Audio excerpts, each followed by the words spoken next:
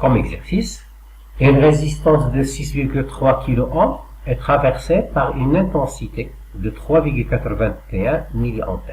On veut calculer la tension à ces bornes.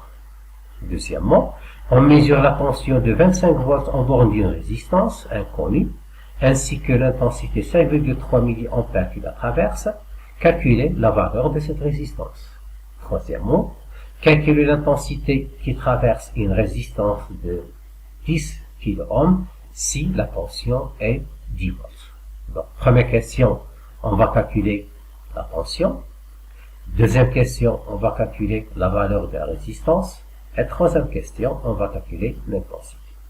Donc, c'est-à-dire qu'on va appliquer les trois relations. Donc, pour la première, on va calculer la tension, c'est-à-dire qu'on va utiliser la relation U est égale à R fois I. La deuxième, on va calculer la valeur de la résistance, donc on va utiliser la relation R est égale à U sur I. Et la troisième, on va calculer l'intensité, c'est-à-dire on va utiliser la relation I est égale à U sur R. Corriger. La tension en bord de la résistance, donc je sais que U est égal à R fois I. Application numérique, R est égal à 6,3 kΩ, I c'est 3,80 mA.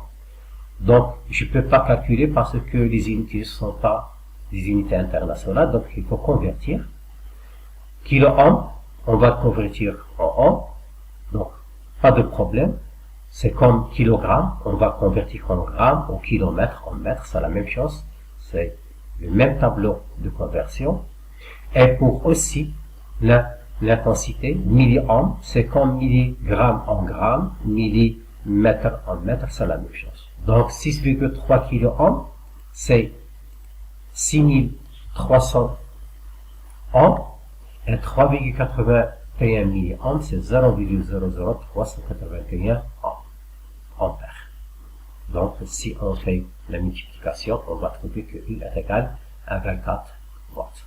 Bien sûr, la tension est toujours en watts, puisqu'on a utilisé ici les unités internationales. Pour la deuxième question, la valeur de la résistance. On a dit bien que U est égal à R fois I, donc c'est-à-dire que R est égal à U sur I.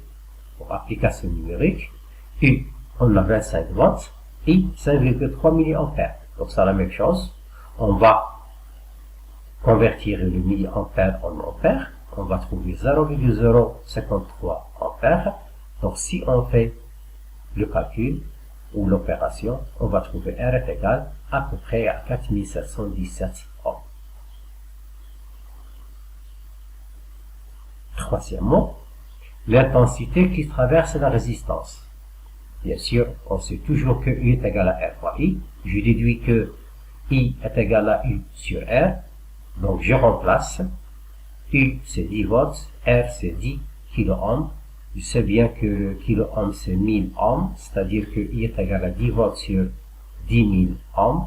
Donc si je fais l'opération, je trouve que I est égal à 0,01 ampère. 0,001 ampère. Voilà. Merci.